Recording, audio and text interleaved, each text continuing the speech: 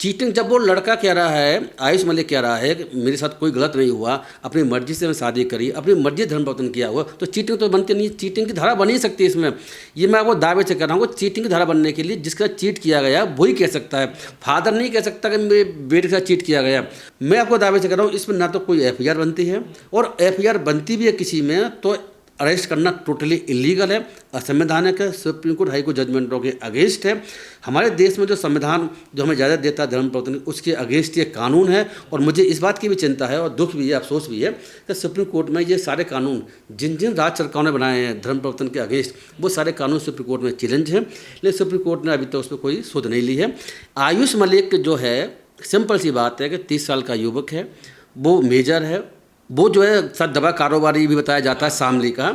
अगर वो अपनी मर्जी से कन्वर्जन इस्लाम धर्म में कर लिया और उसके बाद में उसने मुस्लिम लड़की से चांदनी कुरैशी से शादी कर ली, ये पूरी तरीके से कानून के दायरे में आता है। और मैं बताऊँ सुप्रीम कोर्ट भी इसमें 2019-20 के आसपास में इस बात को कह चुका है कि मैरिज करना, कोई व्यक्ति किसी के साथ में अगर उसकी उम्र मैरिजेबल एज है, यानी कि 18-21 साल के आसपास, लड़का 21 साल का है और लड़की 18 साल की है, तो कोई भी अपराध नहीं है और ये फंडामेंटल राइट का क्वेश्चन भी है। तो ये इसने जो अपना अधिकार जो कन्वर्जन किया और शादी की है, ये कानून और संविधान के दायरे में रह की है, लेकिन कानून का गलत व्याख्या करके और कानून की मिसयूज करके ये एफआईआर रजिस्टर की गई है। ये जो एफआईआर और जो गिरफ्तारी हुई है, ये किस आधार पे हुई है और कौन सी धाराएं इसमें देखिए, लगाई गई? हाँ मैं बताता हूँ।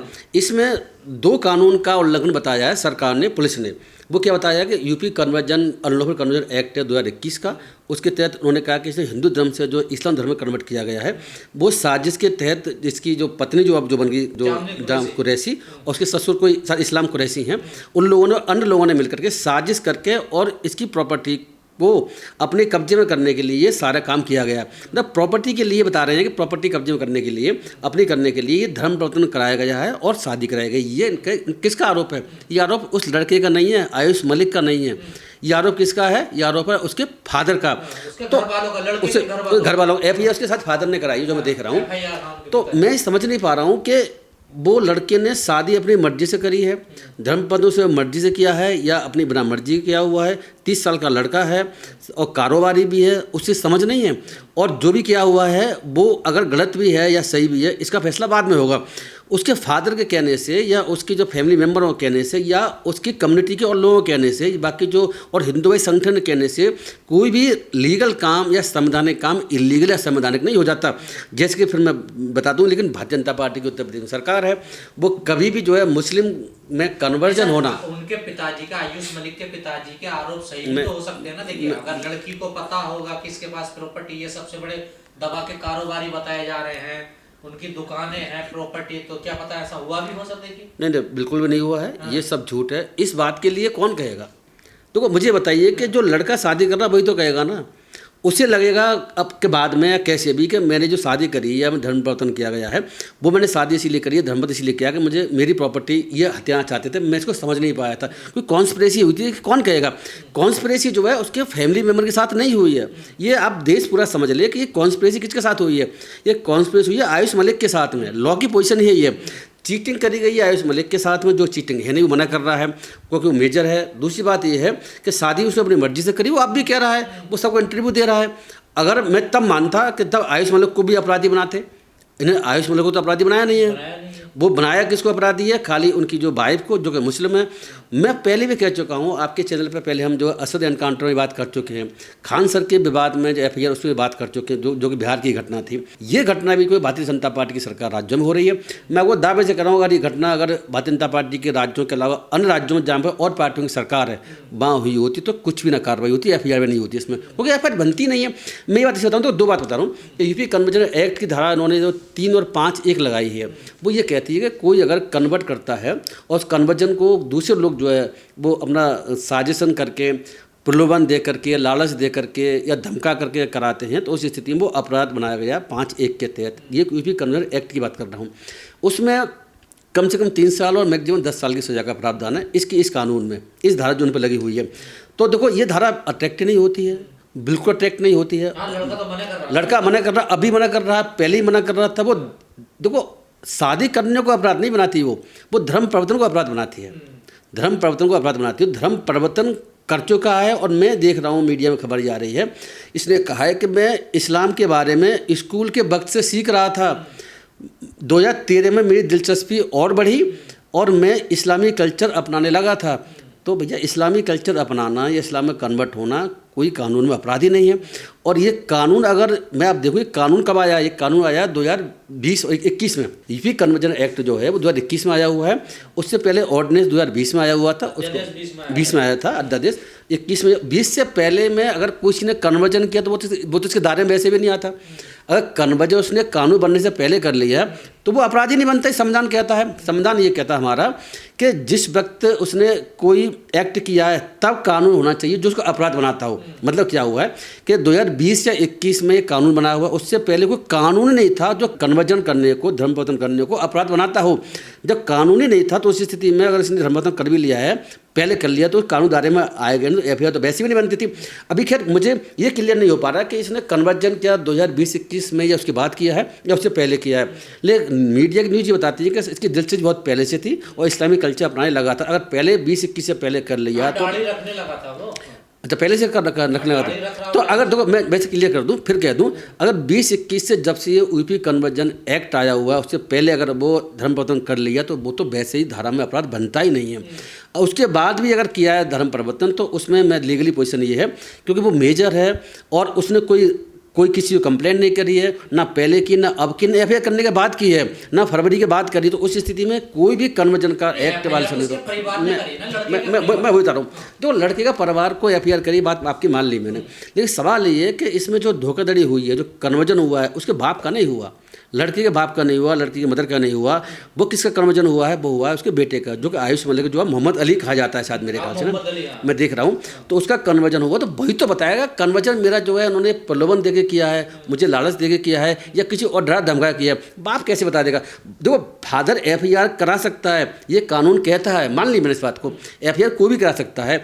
लेकिन सवाल इस बात का है कि एफआईआर तो किसी ने करा दी, लेकिन क्या वास्तव में एफआईआर बनती है? क्या अपराध हुआ है? क्या कन्वर्जन जो उसको हुआ है? मेन बात समझ लीजिए, कन्वर्जन में रोक नहीं है। कन्वर्जन डरा धमका करके, प्रलोभन दे करके इस तरीके से कराया जाता है, तो तभी सिर्फ उस पर रोक है, तभी अपराध बनता है। तो इस बात को बताया कौन? सिर्फ वही बताएगा कौन जिसके साथ जिसका कन्वर्जन किया गया, यानी कि मोहम्मद अली यानी कि आयुष मलिक बताएगा। वो मना कर रहा है। एक तो यूपी कन्वर्जन एक्ट के तहत धारा हुई है, दूसरा कानून जो इसमें एफआईआर हुई वो है कौन सा? BNS, भारतीय न्याय संहिता। इसमें देखो मेनली मोटा देखें 3 धारा हैं। ये तो चीटिंग की धारा है। तो चीटिंग कैसे हो गई? चीटिंग जब वो लड़का कह रहा है, आयुष मलिक कह रहा है कि मेरे साथ कोई गलत नहीं हुआ, अपनी मर्जी से मैं शादी करी, अपनी मर्जी धर्म परिवर्तन किया हुआ, तो चीटिंग तो बनती नहीं। चीटिंग की धारा बन ही सकती है इसमें। ये मैं आपको दावे से कह रहा हूँ, चीटिंग की धारा बनने के लिए जिसका चीट किया गया वही कह सकता है। फादर नहीं कह सकता कि मेरे बेटे के साथ चीट किया गया। और हमारे सुप्रीम कोर्ट के बहुत से जजमेंट हैं जो कहते हैं नाबालिग लड़का होता तो फादर कह सकते थे ना, उस स्थिति में कह सकते थे। लेकिन उस नहीं, वहाँ फिर भी नहीं कह सकते थे। यहाँ ये केस डिफरेंट है। लड़का का नाबालिग होता, उसके बाद कोई इंसिडेंट होती है तब अलग बात है। ये धर्म परिवर्तन वाली कहानी डिफरेंट है। शादी कल मैं बताऊँ, एक मत सुनो कि ये जो 420 चीटिंग का मामला जो अब इसे 318(4) बोला गया। चीटिंग जो है 318(4) में आती है अब आज के समय में, जो BNS के तहत जो 7 साल की सजा का प्रावधान है। मैं दावे से धारा बनती नहीं है। अब आगे चलते हैं। 2 धाराएं लगी हुई, 336(3) और 338 धारा है। ये दोनों धारा हैं फोर्जरी, कूट रचना बोलते हैं हिंदी में। मतलब कोई डॉक्यूमेंट ने फोर्ज किया हुआ है। मुझे जानकारी नहीं मिल पा रही इसमें से कि आखिर डॉक्यूमेंट कौन सा जिसको फौज बता रहे हैं।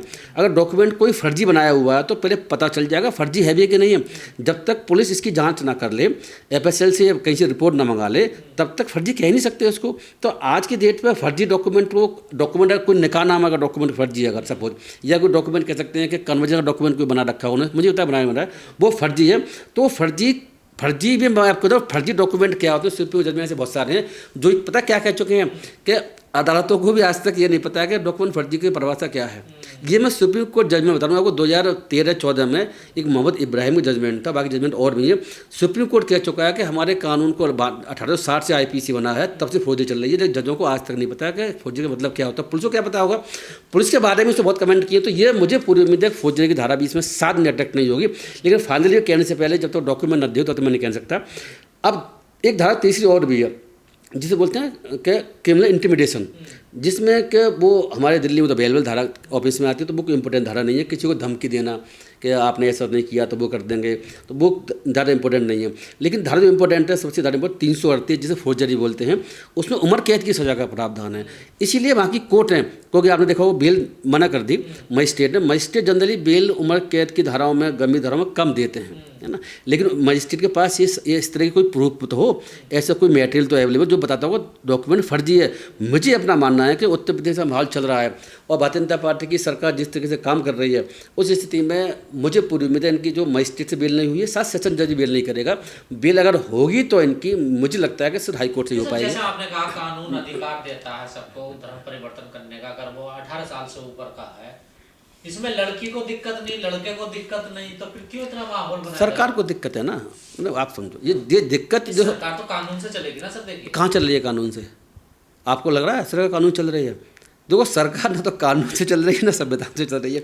ये आप लोग भी जानते हैं कि इलेक्शन से 24 से पहले ये बात जो शोर रहती है कि सरकार संविधान को बदल देगी। आप कानून की बात कर रहे हैं, देखो कानून से नहीं चल रही है। इसके मैं 2 एग्जाम्पल आपको अभी देता हूँ, आप सुन लीजिए, है ना। 2 एग्जाम्पल क्या है? एक एग्जाम्पल है हमारा कौन सा, केजरीवाल की लिकर पॉलिसी वाला केस। दिल्ली सरकार की जो लिकर पॉलिसी थी उसमें एफआईआर हुई, दिल्ली सरकार भी चली गई, सब अरेस्ट हो गए। केजरीवाल, मनोज सिसोदिया जैसे नेता जो थे अरेस्ट हो गए, जेल में चले गए। उसके बाद उनकी सरकार भी जो चली गई, उसका बहुत बड़ा रोल है। और बाद में फिर वहाँ की डिस्ट्रिक्ट सेशन जज ने क्या कह दिया, राजोमनी कोर्ट ने, कि पूरा फर्जी केस है, कोई ऑफिस ही नहीं बनता, कोई धारा अट्रैक्ट ही नहीं हो रही। अब बता, जो कोई ऑफिस नहीं बन रहा तो उस केस में सुप्रीम कोर्ट तक बेल हो रही है, बड़ी मुश्किल से बेल हो रही है। आप ये देख के चलिए, कानून राज चल का रहा है, कानून के साथ सरकारें चल का रही हैं, कोर्टें भी लापरवाही बरत रही हैं। लेकिन मैं तो धन्यवाद दूंगा उस जज साहब का, सेशन जज का, छोटे से जज ने, और वो उन्होंने इतनी बड़ी बात कह दी। अब वो केस हाई कोर्ट में पेंड हुई, अलग बात हुई। दूसरा एक एग्जाम्पल देना चाहूँगा कि जो न्यूज़ क्लिक का मामला है, वो आपने देखा 2-3 दिन पहले दिल्ली हाई कोर्ट ने भी उस कानून को ये कह दिया कि उस एफआईआर को पूरी फर्जी एफआईआर है। 2 उसमें एफआईआर हैं, एक तो एफआईआर 420 की एफआईआर है, 420-406 की एफआईआर हुई है, उसमें पुराना धारा के तहत हुई है, और दूसरी थी ईडी की। दोनों केस दिल्ली हाई कोर्ट ने रद्द कर दिए, खत्म कर दिया। और दिल्ली हाई कोर्ट ने यह भी कह दिया उसमें कि दुर्भावना से प्रेरित होकर के ये एफआईआर करी गई थी, दुर्भावना से प्रेरित होकर के गलत काम किया गया और इनको फंसाया गया एक तरीके से। तो देखो दिल्ली हाई कोर्ट का ये कहना इस केस में, और केजरीवाल लिकर पॉलिसी केस में सेशन जज का ये कहना, और उत्तर प्रदेश में आप देखो कि मैं बता रहा हूँ आपको कि जितने भी केसेस रजिस्टर्ड हो रहे हैं उसमें मैं अभी देख रहा हूँ कि इलाहाबाद हाईकोर्ट ने कुछ केसेस में कहा है कि यहाँ की पुलिस जो है टोटली इलीगल काम कर रही है। और अभी आपने देखा होगा एक केस में इलाहाबाद हाईकोर्ट ने ये भी कह दिया, अगर किसी को इलीगल अरेस्ट किया गया और अगर किसी को बिना एफआईआर किए हो या इलीगल अरेस्ट किया गया, उस स्थिति में 25,000 पर डे का जुर्माने का ऑर्डर भी किया, तो पुलिस पर किया। आप देखो कैसे, उसके बावजूद पुलिस ने इसमें अरेस्ट किया गया। आप सोचिए इस बात को ना कि देश में चल क्या रहा है। मैं आपको दावे से कह रहा हूँ, इसमें ना तो कोई एफआईआर बनती है, और एफआईआर बनती भी है किसी में तो अरेस्ट करना टोटली इलीगल है, असंवैधानिक है, सुप्रीम कोर्ट हाई कोर्ट जजमेंटों के अगेंस्ट है। हमारे देश में जो संविधान जो हमें इजाज़त देता है धर्म परिवर्तन, उसके अगेंस्ट ये कानून है। और मुझे इस बात की भी चिंता है और दुख भी है, अफसोस भी है कि सुप्रीम कोर्ट में ये सारे कानून जिन जिन राज्य सरकारों ने बनाए हैं धर्म परिवर्तन के अगेंस्ट, वो सारे कानून सुप्रीम कोर्ट में चैलेंज हैं। लेकिन सुप्रीम कोर्ट ने अभी तक उस पर कोई शोध नहीं ली है, क्योंकि ये कानून ऐसा कानून है बीजेपी को मदद करता है, तो उसमें डिले हो रहा है। अब कब तक सुप्रीम कोर्ट डिसाइड करेगा मुझे नहीं पता। तब तक क्या होगा कि सैकड़ों नहीं हजारों युवा, हजारों मुस्लिम लोग कन्वर्ट होने के बाद में कन्वर्जन करेंगे तो उनको झूठा फंसा करके, उनको उल्टी सीधी बात करके उनको जेल में डाला जाएगा।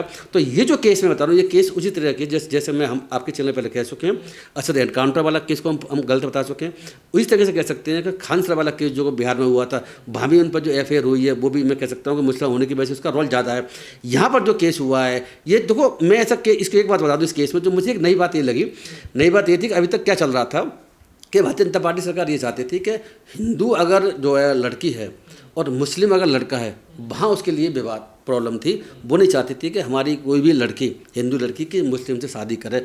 तो कन्वर्जन के नियम में मेन रूप से उन्होंने उस बात के लिए इसीलिए बनाए गए, जिसको ये क्या कहते थे, जो लव जिहाद का दिया गया, लव जिहाद की संज्ञा दे रखी। तो मेन उनके दिमाग में ये बात थी। लेकिन यहाँ केस उल्टा है, यहाँ केस यहाँ लड़का हिंदू है, उसने कन्वर्जन किया है, लड़की मुस्लिम है और वो मुस्लिम ही रही, उसने कन्वर्जन नहीं किया है। उसके बावजूद भी इसमें ये एफआईआर होती है। आप देखो ना कि मुस्लिमों को जहाँ भी इन्हें परेशान करने का मौका मिलता है, चाहे वो अपराध करे चाहे ना करे, उसे परेशान करना सरकार शुरू कर देती है। ये उसका एक बहुत बड़ा एग्जाम्पल है। पूरा अब हिंदू मुस्लिम का रंग दिया जा रहा है इसको, खासकर मीडिया के द्वारा। देखिए ऐसा है कि ये जो पूरा FIR है, मेरे हिसाब से इलीगल FIR है और असंवैधानिक FIR है। मैं दो बात इसीलिए कह रहा हूँ कि उससे पहले मैं आगे बढ़ने से पहले एक बात पहले बता दूँ कि आपको पता होगा कि ये, क्योंकि ये कन्वर्जन का केस है तो कन्वर्जन के बारे में बात करनी पड़ेगी थोड़ी सी, कि आपको पता है कि डॉक्टर अम्बेडकर ने, बाबा साहब ने 1956 में कन्वर्जन किया था और वो लाखों लोगों के लिए किया था। उन्होंने हिंदू धर्म पसंद नहीं आया और उन्होंने पहले घोषणा की, बाद उन्होंने चेंज कर दिया और वो बुद्धिज्म अपना लिया। अब देखो, आज अगर डॉक्टर BR अम्बेडकर, बाबा साहब वगैरह होते और उत्तर प्रदेश में या उन राज्यों में जहाँ पर भारतीय जनता पार्टी की सरकार है और कन्वर्जन लॉ लागू है, वहाँ होते तो मेरा दावा है कि वो कन्वर्ट बुद्धिज्म में हो नहीं पाते, और अगर कन्वर्ट करते तो उस स्थिति में उनके खिलाफ इसी तरह से FIR होने की संभावना पूरी तरीके से थी। मैं आप दावे से इस बात को कह रहा हूँ। ये भारतीय जनता पार्टी की सरकार है, मैं इसीलिए इस बात को कह रहा हूँ कि ये बिल्कुल भी नहीं चाहती है कि कोई भी व्यक्ति जो हिंदू है वो किसी और धर्म में, चाहे इस्लाम में या किसी और धर्म में कन्वर्ट हो जाए। उसी कन्वर्जन को रोकने के लिए ही उन्होंने ये 2020 में, 21 में और अलग अलग राज्यों में, अलग अलग सालों में भारतीय जनता पार्टी जहाँ जहाँ सरकार, राज्य सरकारों ने कानून ज़्यादातर बना दिए हैं। अब कन्वर्जन असंभव से हो गया है, बावजूद इसके कि संविधान कन्वर्जन की इजाज़त देता है। आर्टिकल 25 से लेकर 28 तक आप देखेंगे तो conversion is also fundamental right. मतलब ये इंपॉर्टेंट बात मैं बताने की कोशिश इसलिए कर रहा हूँ कि संविधान को इसमें बीच में लाना पड़ेगा। ये संविधान का वायलेशन है। ये जो FIR है, ये अरेस्ट है, ये संविधान का वायलेशन है, ना कि कानून का वायलेशन है, संविधान का ही वायलेशन है। कोई भी व्यक्ति इस देश में किसी भी धर्म का हो, कोई भी धर्म अपना सकता है और कन्वर्ट कर सकता है। ये संविधान खुद ही कहता है, इसमें संविधान में कोई रोक नहीं है। तो आयुष मलिक ने कोई गलत काम नहीं किया? देखो, बिल्कुल भी गलत काम नहीं किया है, क्योंकि वो एक तो मेजर है, उसकी उम्र 30 साल के आसपास बताई जाती है, वो 18 साल से नीचे भी नहीं है, और इस ऐसी स्थिति में वो अपने, उसका माइंड और उसकी जो सोच है, हमारा कानून और संविधान भी इस बात की इजाज़त देता है कि वो जो करना चाहे कर सकता है, कुछ भी कर सकता है जो कानून से, जिसकी में मनाही ना हो, कानून में रोक ना हो। तो उसने जो कन्वर्जन किया है वो अपने संवैधानिक अधिकार का, जो फंडामेंटल राइट का, आर्टिकल 25 का इस्तेमाल करते हुए अपने ये काम किया हुआ है। कहीं कोई रोक नहीं है। लेकिन जो उत्तर प्रदेश की सरकार ने और बाकी और सरकारों ने, BJP की ने, जो एंटी कन्वर्जन लॉ करके जो लव जिहाद टाइप के जो कानून बना दिए हैं, जो कानून सुप्रीम कोर्ट ने पेन डेंगे को चैलेंज भी कर रखा है, वो कानून इनके रास्ते में रोड़े बने हुए हैं। तो देखो, मैं बता दूं, जहाँ तक इसका जब मैंने केस देखा, इसके बारे में जानकारी करी, तो मुझे इतना दुख हुआ कि हमारे देश में चल के आ रहा है। क्या देश अब पूरी तरीके से असंवैधानिक और इलीगल काम करेगा? और सरकार है और पुलिस भी और न्यायालय भी क्या असंवैधानिकता को, इलीगल काम को ही बढ़ावा देंगे? तो ये देश चलेगा कैसे? मैं तो इसी पे चिंता मुझे होने लगी है।